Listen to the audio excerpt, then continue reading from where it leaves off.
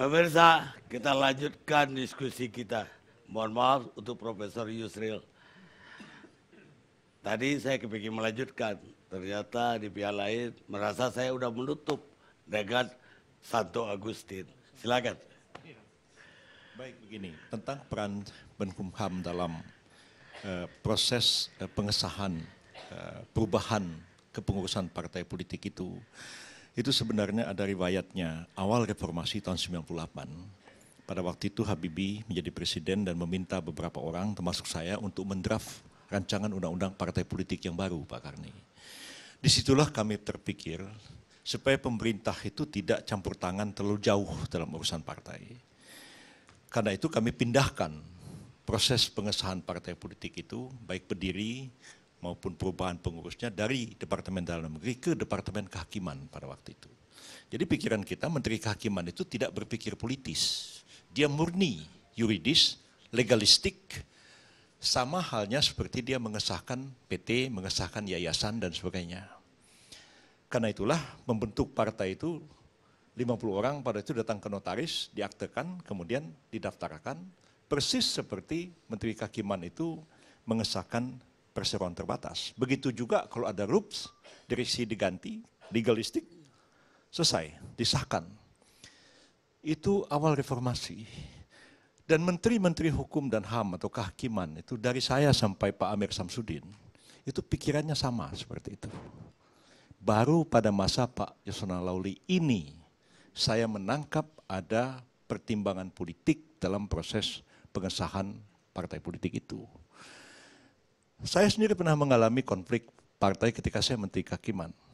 Konflik PKB antara Gus Dur dengan Pak Matori, Abdul Jalil, dua-duanya sudah almarhum. Gus Dur presiden, saya menteri. Tentulah ada permintaan-permintaan kepada saya, tapi saya tolak. Saya katakan tunggu aja pengadilan memutuskan. Bahkan, Pak Kang, ketika saya jadi Menteri Kehakiman, partai saya sendiri dibelah di dalam. Habis muktamar PBB tahun 2000, tiba-tiba kubu Pak Hartono Marjono almarhum mendirikan DPP PBB Tandingan. Dalam voting pengurus partai itu saya dapat 300 lebih, Pak Hartono Marjono almarhum dapat 14 suara. Tapi beliau bikin pengurus tandingan. Saya menterinya. Tapi saya mengatakan, baik masalah ini kita serahkan ke pengadilan. Diadili oleh pengadilan Jakarta Selatan, diputuskan saya menang. Dan Pak Hartono Marjono, Pak Kadir Jelani dan lain-lain tidak mengajukan banding. Sehingga putusan itu inkrah.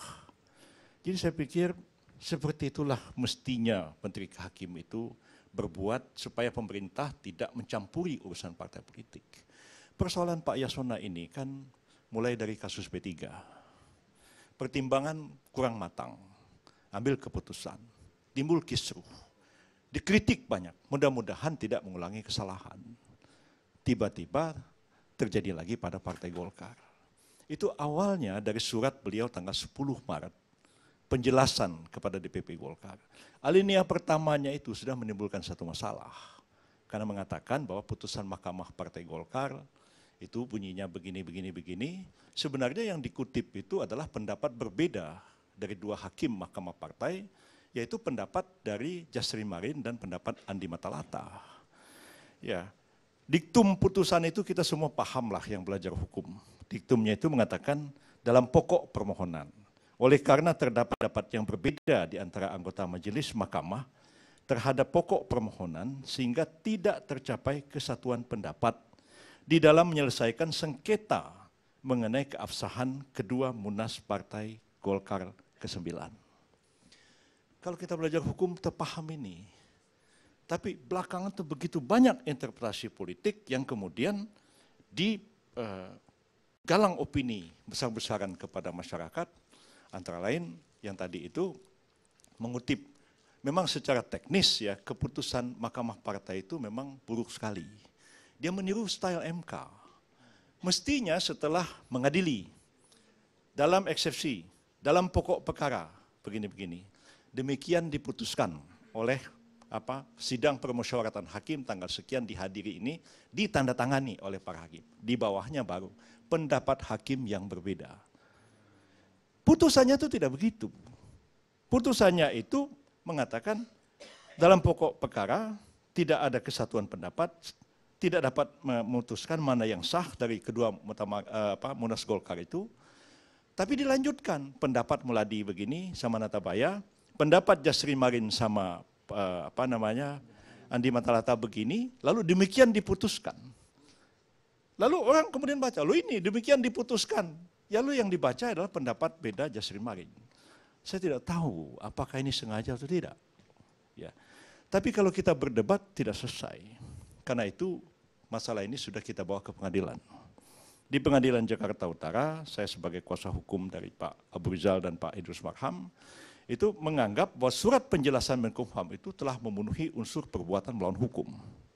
Dan kita minta itu dinyatakan demikian. Dan seterusnya dan seterusnya. Sementara di pengadilan kan angket ya, apakah Tata Usaha Negara Jakarta, ini kan dinamika politik ini kan cepat sekali. Kita gugat di Jakarta Utara, tiba-tiba sudah keluar surat keputusan. Keputusan itu bukan lagi objek perdata, itu sudah objek tun.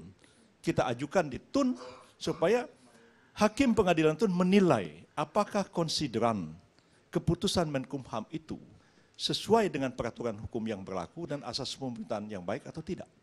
Cerman nggak dia membaca surat keputusan ini? Biar hakim menilai. Ya kalau sekarang kita berdebat sih sudah capek kita berdebat. Ya betul. Makanya pertanyaannya sederhana, apakah memang beralasan kalau angket digulirkan? Ya lagi-lagi bagaimana kita menafsirkan ketentuan-ketentuan di dalam Undang-Undang 27 2009 tentang MD3 itu. Memang tadi seperti dibacakan oleh Pak Junimar, ya, dikatakan bahwa angket itu adalah pelaksanaan dari hak pengawasan DPR. Disebutkan bahwa angket itu dilakukan oleh DPR untuk terhadap kebijakan pemerintah ya, yang bersifat strategis dan berdampak luas dalam kehidupan masyarakat dan bernegara yang diduga bertentangan dengan peraturan perundang-undangan. Ya, dampak dari kisruh di dalam tubuh Partai Golkar ini cukup besar bagi kehidupan bernegara. Ya, kita lihat di DPR bisa terbelah keadaannya seperti apa. Begitu juga terhadap pelaksanaan pilkada yang sebentar lagi akan terjadi. Kalau ini berlarut-larut konflik, ya tidak jelas siapa yang memimpin Golkar. Ini pilkada bisa terhambat. Jadi siapa yang mengatakan bahwa ini tidak berdampak dalam kehidupan masyarakat dan bernegara? Secara politik kita bisa berdebat, tapi nanti kita lihatlah mayoritas atau minoritas di paripurna DPR apakah akan menyetujui usul inisiatif, usul angket oleh para anggota ini akan menjadi usul angket DPR atau tidak. Dan kalau ini terjadi, ya makin akan terang benderang masalah ini. Itu Pak. Baik, sekarang Pak Refliar Tata Negara. Ya, terima kasih Pak Kadi. Untungnya kita duduk di sini begitu. Jadi karena ada sana, ada pihak situ ya. Tapi saya ingin bicara mengenai filosofi, mengenai konflik partai dulu, Bang Karni ya. Sebenarnya kan memang ada perubahan Undang-Undang Nomor 2 tahun 2008 dan diubah sebagian 2 2011. Salah satunya karena waktu itu konflik PKB yang berkepanjangan. Kita tahu bahwa pada pemilu 2009 itu pengambilan undian pun itu masih berkelahi pada waktu itu. Nah waktu itu akhirnya memang diputuskan ya sudah dua-duanya diterima, tapi kemudian pengadilan lama-lama akhirnya memenangkan Muhaimin Iskandar. Nah ini dianggap sesungguhnya tidak baik. Harusnya filosofinya adalah penyelesaian internal partai politik diselesaikan pada partai politik itu sendiri. Sebenarnya itu pesannya, agar kemudian tidak berlarut-larut, cepat penyelesaiannya, dan kemudian barangkali itu latihan juga bagaimana melakukan demokrasi internal di partai politik. Maunya begitu. Maka kemudian ada Undang-Undang 2 2011. Kalau Undang-Undang 2 2008 itu, penyelesaian itu pertama musyawarah mufakat. Kalau tidak tercapai ada pilihan, mau ke pengadilan atau di luar pengadilan. Nah di luar pengadilan itu ada yang namanya rekonsiliasi, ada yang namanya kemudian mediasi, ada yang namanya arbitrase. Tapi kemudian mekanisme itu dianggap tidak jalan, karena baik itu rekonsiliasi, mediasi, dan arbitrase, itu mengandaikan kesepakatan para pihak yang bertikai. Kalau arbitrase sepakat untuk memilih arbiter. Kalau mediasi sepakat untuk menunjuk mediator. Kalau rekonsiliasi sepakat untuk reconcile kembali. Nah ini kemudian karena dianggap tidak jalan, maka Undang-Undang Nomor 2 tahun 2011 mengenalkan apa yang dinamakan dengan Mahkamah Partai Politik. Yang namanya mahkamah itu, by theory, ya suka atau tidak suka, kalau ada konflik internal kepengurusan partai politik, maka harus melalui Mahkamah Partai Politik. Itu makanya kemudian pengadilan menolak untuk kemudian jumping dulu, kemudian pengadilan baru kemudian ke Mahkamah Partai Politik. Mahkamah Partai Politik dulu. Nah, Mahkamah Partai Politik itu putusannya final dan mengikat. Itu kan dikatakan demikian. Maksudnya adalah, ya sudah, kalau Mahkamah Partai Politik sudah memutuskan, tidak usah kemana-mana. Cuma persoalannya adalah pasal itu sendiri mengatakan kalau Mahkamah Partai Politik tidak memutuskan, gagal memutuskan, maka konflik ke pengadilan negeri lagi. Panjang lagi masalahnya. Walaupun sebenarnya pengadilan negeri dibatasi 60 hari, kemudian kasasinya dibatasi 30 hari, 90 hari selesai sebenarnya konflik itu. Nah tetapi yang menjadi persoalan, saya berusaha membolak-balik Bang Karni putusan ini, ya. Makanya saya nggak mau memenangkan keduanya atau mengalahkan keduanya, ya. Saya mau di tengah saja. Memang putusannya pusing saya bacanya ini. Jadi ini bukan standar putusan yang benar ini sebenarnya. Saya kira Bang Yusril tahu betul ya. Padahal ada Pak Natabaya di sini ya, mantan hakim konstitusi. Jadi ini putusan tidak ada putusan, tapi dia bicara ada amar putusan. Jadi kita bingung putusannya ini sebenarnya ini memenangkan siapa? Tetapi kalau kita lihat ya sederhananya adalah ada dua orang yang mengatakan A, ada dua orang yang mengatakan B. Dari komposisi yang 4 itu saja agak aneh sesungguhnya.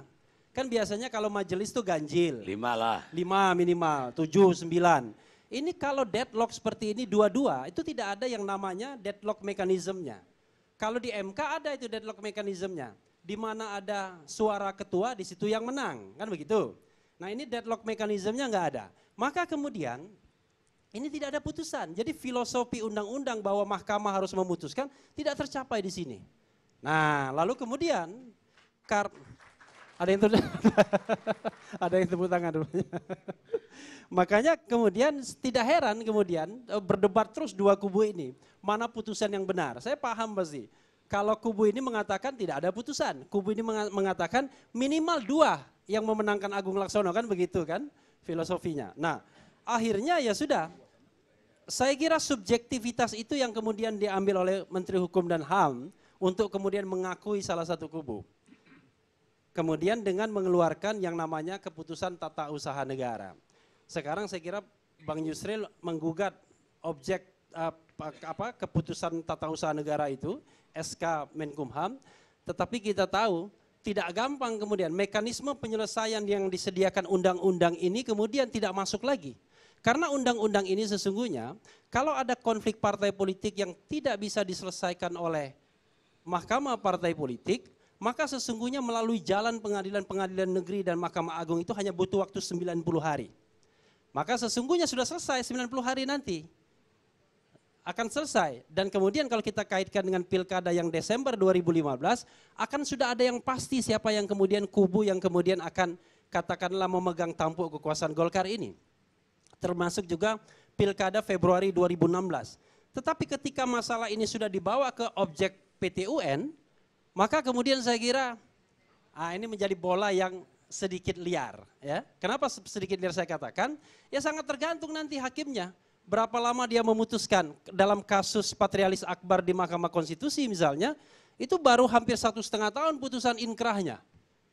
Padahal pada waktu itu ya mungkin ada tarik ulur pemilu dan lain sebagainya dan lain sebagainya. Nah kadang-kadang saya mengatakan ya sudah tergantung kecanggihan kedua belah pihak, bagaimana kemudian memuluskan, ya, melicinkan kemudian agar kemudian keputusan tata usaha negara ini bisa cepat. Dan kemudian atau memacetkan. Atau memacetkan, itu persoalan lain. Dan saya kira memang akhirnya terakhir ya mengenai angket. Saya kira ya angket itu kan ada 2. Soal pelaksanaan undang-undang yang kemudian dianggap keliru, ya. Lalu yang kedua adalah soal tadi kebijakan pemerintah yang kemudian berdampak luas bagi masyarakat. Ya enggak apa-apa, saya kira ini kan angket ini juga ujian juga ya. Bagaimana soliditas undang-undang itu. Bagaimana kemudian Menteri Hukum dan HAM kemudian bisa bertindak benar atau tidak. Jadi ada ceknya juga. Nah jadi saya kira ya saya sebenarnya nggak apa-apa. Angket didorong ya kan untuk ujian kan. Karena begini, kalau persoalan besar kita adalah ini Menteri Hukum dan HAM kita tahu berasal dari partai politik. Ya kita tahu lah ya. Berasal dari partai politik dan saya kira ada subjektivitas di sana. Ya, ada subjektivitas di sana. Saya kira ini juga cek bagi Kementerian Hukum dan HAM apakah mampu bertindak independen, imparsial, sesuai dengan hukum atau tidak dalam mengambil keputusan-keputusan, utamanya keputusan yang terkait dengan kepentingan partai politik. Saya kira itu saja Bang. Terima kasih. Gimana? Begini, saya malam ini bersyukur mendengar ucapannya Pak Refli ini. Jadi kalau dalam hukum fikih itu ada kaul jadid, ada kaul qadim dari beliau ini. Pendapat sebelumnya tidak begitu. Tapi bersyukur saya tadi beliau pinjam putusan Mahkamah Partai Golkar, terus pikirannya jadi lain. Satu hal. Kedua begini, saya mengajak Pak Rafli maupun Pak Lorenz ya, yang juga mengatakan ini kan bisa berlarut-larut, bisa bertahun-tahun baru ada putusan TUN atau putusan gugatan perdata PMH, perbuatan melawan hukum di Jakarta Utara. Gimana Pak? Saya ingin mengajukan pengujian undang-undang ke MK. Agar pasal-pasal dalam undang-undang partai politik yang menyatakan bahwa perselisihan partai politik itu diputus oleh pengadilan negeri dalam waktu 60 hari, tidak ada banding, langsung kasasi dan kasasi 30 hari.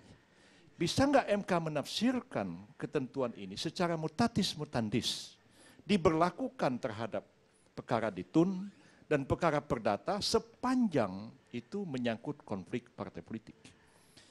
Kalau Anda mendukung Pak Loren, Pak Lafri di MK, ya ini membantu kita, membantu kami, membantu Anda juga. Itu jalan keluarnya Pak. Baik, terima kasih. Kita lihat pemirsa.